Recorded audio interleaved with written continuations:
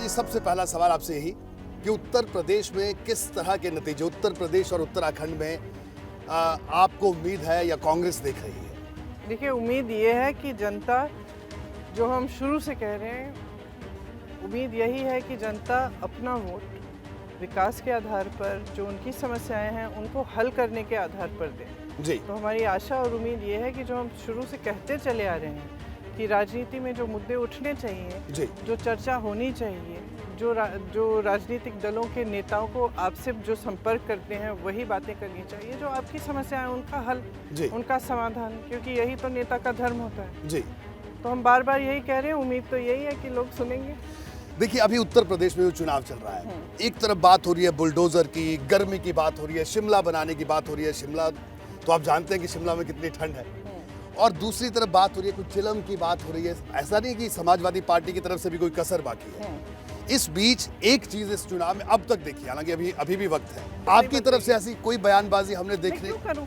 जी। क्यों करूं? इससे जनता का क्या मतलब? जनता का मतलब महंगाई से है, बेरोजगारी से है, शिक्षा की सुविधाएं होनी चाहिए, सेहत की सुविधाएं होनी चाहिए, तमाम किसानों की समस्याएं हैं, इतनी सारी बातें हैं जिनका सामना, इतनी समस्याएं हैं जिनका सामना जनता रोज रोज कर रही है, तो उनकी क्यों ना बात हो? जी। इन सब बातों से तो जनता का पेट तो भरेगा नहीं ना। जी। इन सब बातों से तो सिर्फ राजनीतिक दल आगे उनका विकास हो रहा है। जी। उनके नेताओं का विकास हो रहा है। वो समझ गए हैं कि ये सब बातें करने से शायद उनको कुछ वोट मिल जाएंगे, धर्म की बात, जाति की बात करें, तो हम कह रहे हैं कि ये बंद होना चाहिए प्रदेश में। जी। हम कह रहे हैं कि राजनीतिक दल और नेता दोनों, उनको समझाने का वक्त आ गया है। जी। कि जनता की बहुत सारी परेशानियां हैं, बहुत सारी समस्याएं हैं, उनके हल की बात होनी चाहिए। जी। देखिए, अभी आप मुद्दों पर आधारित राजनीति की बात करते हैं, लेकिन सियासत जिस दौर से गुजर रही है, तो क्या आपको लगता है कि लोग इस मुद्दों पर आधारित राजनीति की बात जो लोगों को समझाना चाह रहे हैं आप हमारे प्रदेश के, क्या लोग उस बात को उस तरह से ले रहे हैं? आपका अनुभव क्या है, क्योंकि आप पूरे प्रदेश में घूम रही हैं? देखिए, मेरा अनुभव ये है, जहाँ मैं जाती हूँ, जहाँ जाती हूँ, किसानों से मिलती हूँ, परेशान है जी। उनको उपज का दाम नहीं मिल रहा है। जी। तमाम समस्याएं हैं। जी। छुट्टा जानवर खेत खाए जा रहा है। जी। और बिजली की बिल इतनी बड़ी है। जी।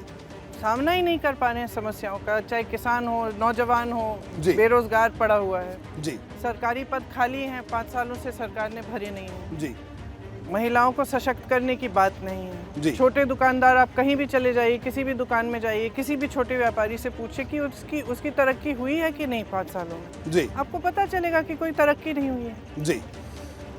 तो जो स्थिति है वो बुरी है। अब जब मैं ये बातें करती हूँ, लोग बहुत ध्यान से सुनते हैं। जहाँ मैं जाती हूँ, जी, चाहे मैं मीटिंग्स में जाऊँ या किसी के घर जाऊँ या किसी से मिलूँ, किसी की दुकान में जाऊँ, लोग बहुत ध्यान से सुनते हैं और ये भी कहते हैं कि दीदी आप सही कह रही हो। जी।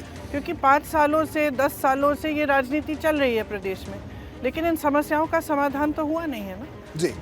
ये नहीं है कि तरक्की बहुत हो गई, विकास हो गया बहुत, लोग फूल रहे फल रहे हैं, ये तो हो नहीं रहा है। तो लोग समझ भी रहे हैं कि इस तरह की राजनीति से नुकसान हो रहा है उनका। प्रियंका जी, लड़ने का जज्बा जो दिखाई भी दिया, चाहे लखीमपुर की घटना, हमने उस पूरी घटना को कवर किया, बड़े करीब से देखा, वो जज्बा दिखा, और उसके बाद आपने कहा कि लड़की हूँ, लड़ सकती हूँ। तो ये पहले से तय था या उस अनुभव से आपने इस पूरे बात को निकाला?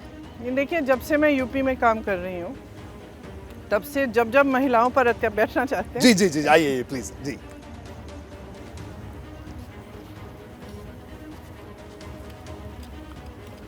तो महिलाओं पर जब अत्याचार हुआ है, तो लगभग जितने भी बड़े बड़े केस हुए हैं इस तरह से, मैं वहाँ गई हूँ, उनके परिवारों से मिली हूँ या फिर उन्हीं महिलाओं से मिली हूँ जिन पर अत्याचार हुआ, और मैं उनसे बहुत प्रभावित हुई, उनसे, उनके परिवारों से, क्योंकि मैंने हर केस में यही देखा कि अत्याचार महिलाओं पर हो रहा है, पुलिस और प्रशासन अपराधी की मदद कर रही है, FIR दर्ज नहीं हो रहा है, उल्टा उस महिला को फिर जलील किया जा रहा है, उसके परिवार को पर दबाव डाला जा रहा है कि FIR मत करो, कि बस चुप हो जाओ, बहुत हो गया।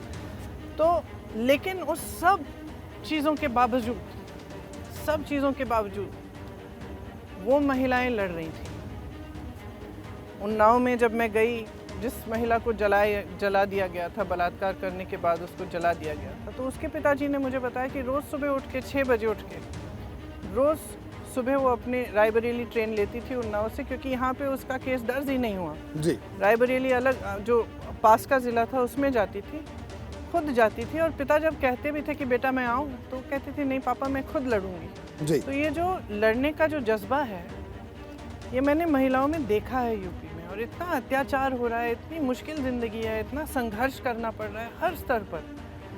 महिला गृहस्थ भी हो, खेती में भी काम कर रही है, घर आ रही है, घर संभाल रही है, सफाई कर रही है, सबकी देखभाल कर रही है, जानवर है घर में तो उसका देखभाल कर रही है, और फिर भी इतना संघर्ष है जी। और कोई उसके लिए बोल नहीं रहा। लेकिन आप इस उत्तर प्रदेश में काम करने तब आई पूरे दमखम के साथ जब कांग्रेस उत्तर प्रदेश में 30 साल से सत्ता से बाहर है। तो और कब आती? तो आपका कहना है कि मुश्किल घड़ी में अब आप, और क्या, मुश्किल घड़ी में ही तो आपसे मतलब ये ज़रूरत होती है कि आप लड़ें ना, संघर्ष करें। कोई जब सब अच्छा होता है उनके लिए तब थोड़ी लड़ते हैं, संघर्ष करते हैं। मुश्किल है तभी तो संघर्ष कर रहे हैं। तो और क्या करें, मैं चली जाती कहीं पे जहाँ पे किसी संघर्ष की ज़रूरत नहीं है, तो क्या फिर उससे फ़ायदा क्या होता है? नहीं। मतलब फ़ायदा मतलब पार्टी का क्या फ़ायदा होता है? आप जहाँ जाती हैं, रोड शो करती हैं, आपके व्यक्तित्व में जो नेता के व्यक्तित्व में जो एक आकर्षण होता है वो है, इस बात में कोई इनकार नहीं है। मैं ये बात इसलिए नहीं कह रहा हूँ कि मैं आपका इंटरव्यू कर रहा हूँ। लोग आते हैं, आपके साथ फोटो भी खिंचवाते हैं, वो प्यार भी दिखाते हैं, लेकिन कांग्रेस बतौर संगठन, वो जो आपके इर्द गिर्द जो भीड़ उमड़ती है आपको देखकर, वो जो एनर्जी है, उस ऊर्जा जो है, उस ऊर्जा को वोटों में तब्दील क्यों नहीं कर पाती? क्योंकि अभी तक संगठन बहुत ही दुर्बल था। जब मैं 3 साल पहले यहाँ काम करने आई तो हमारा संगठन मुश्किल से ज़िले तक पहुँचा, और ज़िले में भी थे लेकिन मतलब एक सक्रिय संगठन नहीं था, लोगों के लिए लड़ नहीं रहा था, लोगों से जुड़ा नहीं था। जो कार्यक्रम थे वो उसी के दायरे में रहते थे, वही कुछ कार्यकर्ता पदाधिकारी आ जाते थे, वो उसी का वहीं रहता वो प्रोग्राम। लेकिन पिछले 3 सालों से हमने बहुत काम किया। हमने संगठन न्याय पंचायत, ग्राम पंचायत तक बनाया। हमारे प्रोग्राम एकदम बदल गए। आपकी लड़ाई किससे है? भारतीय जनता पार्टी से है, सपा से है, बसपा से है? मेरी लड़ाई बेरोजगारी से है, गरीबी से है, किसानों की जो समस्याएं हैं उनके खिलाफ है, और मेरी लड़ाई ये है कि मैं चाहती हूँ कि एक नई राजनीति उभरे यहाँ से।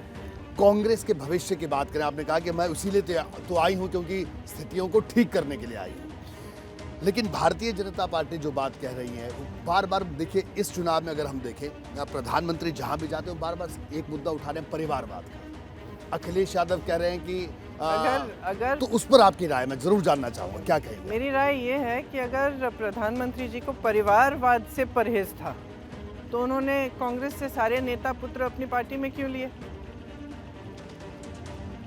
परिवारवाद से कोई परहेज नहीं है, उनकी पार्टी में भी है परिवारवाद।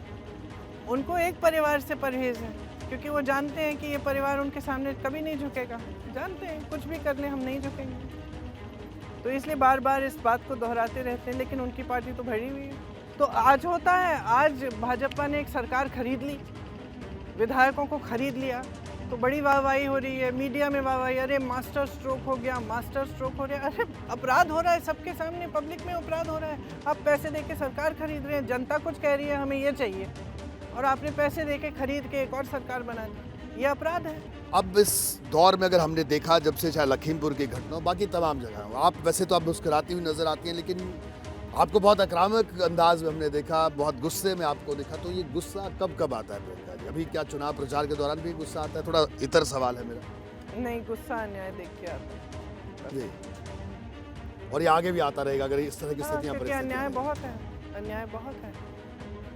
मैं अन्याय के खिलाफ लड़ रही हूँ, मैं लोगों के लिए लड़ रही हूँ, उनकी समस्याओं के लिए लड़ रही हूँ। और सबसे बड़ा अन्याय तो मुझे यही दिखता है कि सारे राजनीतिक दल सत्ता ले रहे हैं आपसे जाति और धर्म के आधार पर, और आपका काम नहीं कर रहे हैं। ठीक है, आपको लेनी भी है इस आधार पर, तो काम तो करो, लेकिन काम नहीं कर रहे हैं। और जो बुलडोजर कह रहे हैं योगी आदित्यनाथ कि हम बुलडोजर चलाते हैं, अभी रिपेयर के लिए रखा है, 10 मार्च के बाद दोबारा चलाएंगे, उस बुलडोजर पर क्या कहेंगे आप? कैसी धमकी है? वो ये बार-बार लोकतंत्र है, ये लोकतंत्र है। आप जनता को धमका रहे हो कि बुलडोजर चलाएंगे हम आप पे। कैसी धमकी है ये? जनता में इतनी शक्ति है कि एक वोट से आपको निकाल सकती है। जनता समझ नहीं रही है अपनी शक्ति, और आपकी इतनी हिम्मत बढ़ गई है कि आप कभी जनता को धमका रहे हो, आप कभी कह रहे हो मंच पे खड़े होकर कि हमें आपकी समस्याओं के बारे में मालूम ही नहीं है। जी, हमें पता ही नहीं है कि छुट्टे जानवर की समस्या है, क्या बात कर रहे हैं। प्रियंका जी, आखिर में सवाल यही कि क्या प्रियंका गांधी कांग्रेस पार्टी में, उत्तर प्रदेश के विषय में आपसे बात कर रहा हूँ, क्या जो रूठे हुए हैं या जो चले गए उनको भविष्य में मनाएंगे? क्योंकि अगर जिस तरह से आपने कहा है कि आप यहाँ आई हैं तो ऐसे नहीं आई हैं, जाने के लिए नहीं आए हैं, अब आप आ गई हैं प्रदेश रूठे हुए भविष्य में मतलब जो हमें छोड़ के चले गए,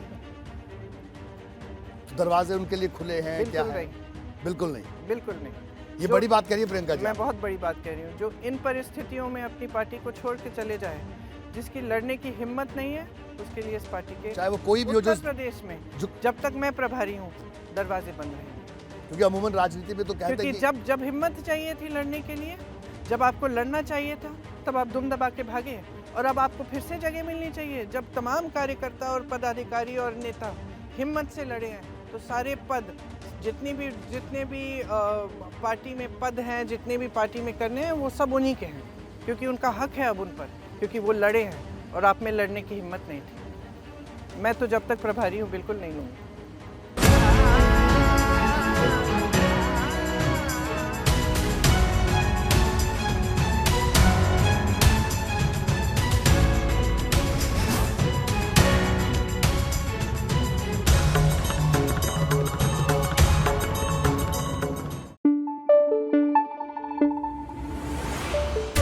Thank you.